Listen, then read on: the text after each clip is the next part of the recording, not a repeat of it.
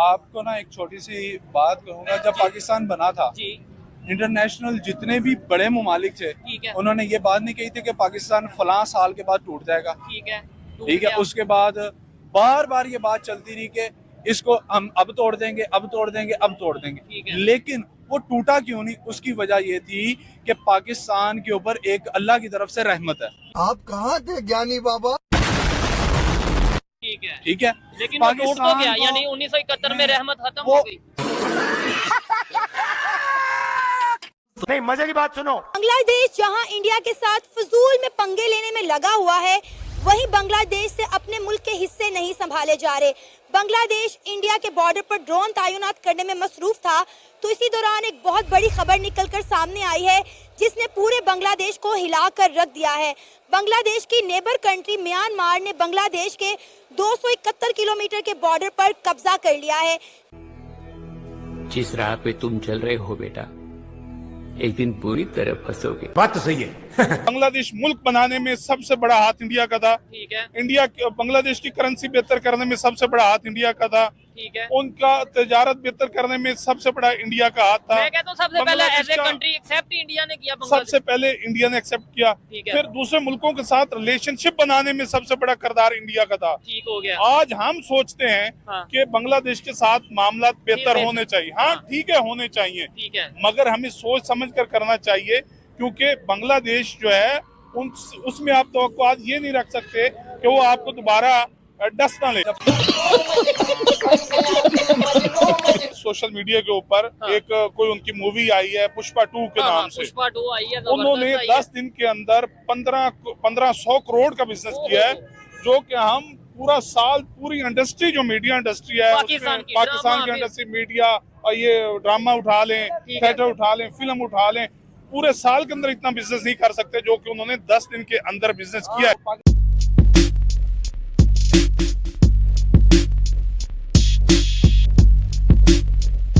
आबिद भाई क्या कहना चाहेंगे?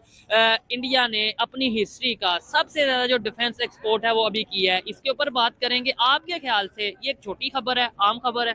नहीं चोई साहब, बिल्कुल भी आम खबर नहीं। देखिए, मैं इसमें आपको थोड़ा तफसील से बताना चाहूंगा। 1947 के बाद अब से लेके अब तक देखिए, इसका होता है लीडरशिप, कि आपके लीडर कितने स्ट्रॉन्ग है, आपकी जो है बड़े लोग कितने स्ट्रॉन्ग है, किस तरह आपके मुल्क को लेके चलते हैं, किस तरह तरक्की कराते हैं। देखें, 1947 के बाद से लेके अब तक पूरी हिस्ट्री में हिंदुस्तान ने इतना असला दूसरे मुल्कों को एक्सपोर्ट नहीं किया जितना ये पिछले एक साल में असला एक्सपोर्ट किया पूरी दुनिया के बीच में। ठीक है। ये तो एक अलग खबर हो गई। इससे देखें, इससे बड़ा फायदा होता है, बिल्कुल। इससे मुल्क की इकोनॉमी में फायदा होता है, अपने मुल्क में फायदा होता है, और आपकी प्रोडक्ट चाहे वो मिसाइल हो, चाहे पिस्टल हो, चाहे कोई भी चीज हो, वो प्रोडक्ट दूसरी कंट्री के लोग आपसे खरीदते हैं, इंटरेस्टेड होते हैं, पैसा आता है आपके मुल्क में, आपकी फौज भी मजबूत होती है। ठीक है। और उस एक चीज इमेज को लेके बेहतर इमेज ये होता है कि भाई इससे हम इंडिया इकोनॉमी में डिफेंस में स्ट्रांग है। जैसे अब टैंक हो गया, तो अब किसी मुल्क में वो टैंक यूज हो रहा होगा तो उसके ऊपर क्या लिखा होगा? Made in India. अगर पाकिस्तान से गया होगा तो मेड इन पाकिस्तान,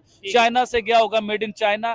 तो हिंदुस्तान की वर्थ क्या बनते हुए नजर आ रही है, ये चीज देखें कि उसने अपनी हिस्ट्री का खुद ही रिकॉर्ड तोड़ दिया, इतना असला एक्सपोर्ट किया है। अब आते हैं मेन चीज के ऊपर। देखें, इस टाइम हिंदुस्तान जिस चीज के ऊपर वर्क कर रहा है वो आपको आइडिया भी नहीं है चोई साहब। इस टाइम हिंदुस्तान हाइपरसोनिक मिसाइल के ऊपर वर्क कर रहा है। हाँ। देखें, उस चीज को लेके मैं आपको बताता हूँ। हाइपरसोनिक इस टाइम दुनिया के 3 जो सुपर पावर है ना, जो दुनिया की महंगी तरीन अमीर तरीन कंट्रीज हैं, ये सिर्फ उनके पास है, वो बना रहे हैं हाइपरसोनिक, जिसमें चाइना हो गया, रशिया हो गया, अमेरिका हो गया। लेकिन हिंदुस्तान इनके टक्कर पे आके बैठ गया है।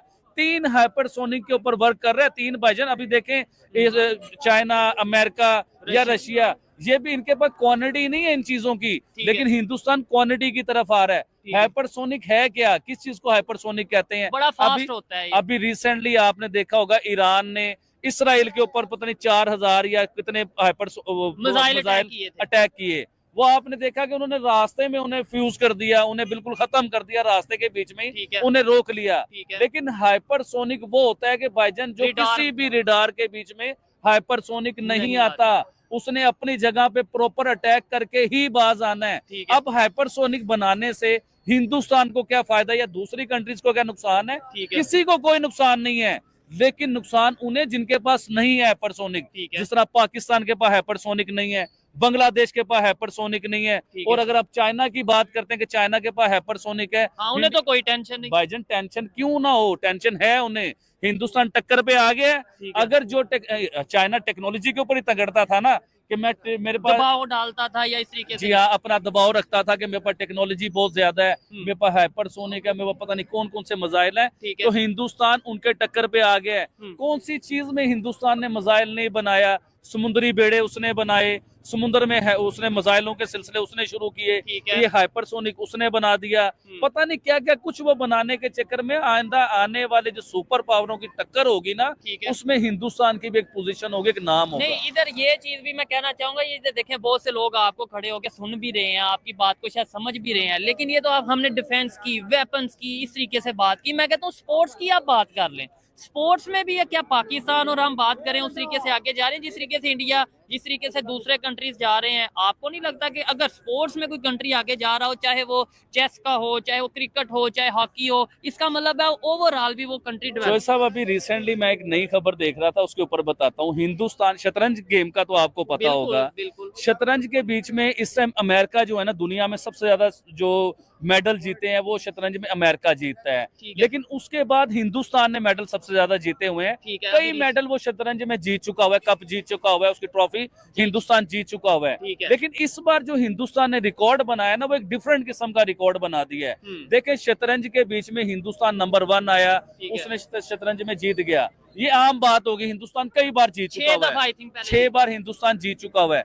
लेकिन इस बार शतरंज में जो जीता है ना, उनके 18 साल के बच्चे ने, चाइना के बाबे, उधर के जापान के बाबे, अमेरिका के बाबे, जिनके दिमाग थे, वो 18 साल के बच्चे ने उन सबको हिला के रख दिया और हरा के रख दिया। ठीक है। मैं आपसे ये पूछना चाहता हूँ, शतरंज गेम सब आपने शायद कभी खेली हो, ठीक है। शतरंज माइंड गेम है, वो दिमाग से खेली जाती है गेम। ठीक जिस है। तरह राजनीति होती है, सियासत होती है, इस तरह शतरंज में भी एक प्रॉपर सियासत होती है। ठीक है। अब हिंदुस्तान का 18 साल का बच्चा इतनी बड़ी सियासत और इतनी बड़ी शतरंज जीत सकता है, तो है। उनके जवान और बाबे किस लेवल के होंगे, इस चीज पे भी आइडिया करें। ठीक है। टेक्नोलॉजी बनाने में क्या वो आगे नहीं है?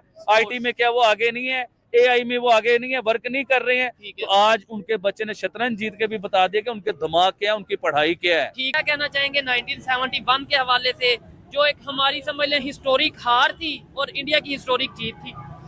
ये कड़वा सच है। अच्छा, ठीक है, 1971 में हम हारे, बिल्कुल ठीक है, ये एक कड़वा सच है, हम मानते हैं कि हारे हैं। ठीक है। मगर 1962-63 में हाँ। जिस इंडिया से हम हारे हैं, वही इंडिया चाइना से भी हारा है। अच्छा, यानी कि 1971 में बिल्कुल आप ये बात करें, लेकिन हमारे में और उनकी हार में फर्क ये है कि वो अपनी हार को मानते हैं, हम तो मानते और नहीं। हमें ये चाहिए, हमें हार माननी चाहिए। ठीक है। ठीक है, अगर नहीं, इंडिया हाँ, जी। इंडिया अगर हारा है तो उसने उस हार से सीखा है, ठीक है। उस हार को माना है, ठीक है। उस हार से सीख कर वो आज इस स्टेज पे है कि दोबारा जिस चाइना से वो हारा है उसके मुकाबले में खड़े होने के काबिल हो गया है। ठीक हो गया। जिस तरह देखें, अभी उन्होंने IT में बड़ा जबरदस्त उन्होंने परफॉर्मेंस दी है, डिफेंस अपना बेहतर किया है, अपना उन्होंने मेडिकल में बहुत बेहतर किया है। ठीक है। अगर आज बांग्लादेश कहता है कि हमें कोई सपोर्ट नहीं किया, हमने अपनी फौज के जरिए हम अलहदा हुए, तो भाई देखो, एक घर में 2 भाई हैं तो आपस में लड़ते हैं, मगर उसका मकसद ये नहीं होता कि वो अलहदा हो जाते हैं। ठीक है। मकसद ये था, अगर बांग्लादेश और हमारे शेख मुजीबुर रहमान के दौर में हमारे कोई इख्तिलाफात थे भी सही, तो टेबल टॉक उनको हल करना चाहिए था। अगर बांग्लादेश कहता है कि हमें जी कोई सपोर्ट इंडिया ने नहीं किया, तो इंडिया ने सपोर्ट अगर ना करता तो आज बांग्लादेश ना होता। बिल्कुल ऐसे ही है। सबसे पहली वजह यह है, बांग्लादेश को देखें, बांग्लादेश मुल्क बनाने में सबसे बड़ा हाथ इंडिया का था। ठीक है। इंडिया बांग्लादेश की करेंसी बेहतर करने में सबसे बड़ा हाथ इंडिया का था। ठीक है। उनका तजारत बेहतर करने में सबसे बड़ा इंडिया का हाथ था। मैं कहता हूं सबसे पहले as a country accept India ने किया, सबसे पहले इंडिया ने एक्सेप्ट किया। फिर दूसरे मुल्कों के साथ रिलेशनशिप बनाने में सबसे बड़ा किरदार इंडिया का था। ठीक हो गया। आज हम सोचते हैं कि बांग्लादेश के साथ मामला बेहतर होने चाहिए। हाँ, ठीक है, होने चाहिए, ठीक है, मगर हमें सोच समझ कर करना चाहिए, क्योंकि बांग्लादेश जो है उसमें आप तवक्कुआत ये नहीं रख सकते कि वो आपको दोबारा डस ना ले, ठीक है। क्योंकि वो जो उनके ऊपर एहसान करते हैं उन्हीं को डसते हैं। अभी आप हाल ही में देख लें, ठीक है, इंडिया की बिजली यानी जो अडानी है, हाँ। उनकी बिजली बांग्लादेश में चल रही है, ठीक है। और इतने सारे उन्होंने एहसान किए बांग्लादेश के ऊपर, ठीक है। मगर बांग्लादेश एहसान फरामोश है। अच्छा। आज वही बांग्लादेश इंडिया को आंखें दिखा रहा है। ठीक हो मजा आया, और मैं ये जो मजा है हिंदुस्तान के हर व्यक्ति को देना चाहता हूं।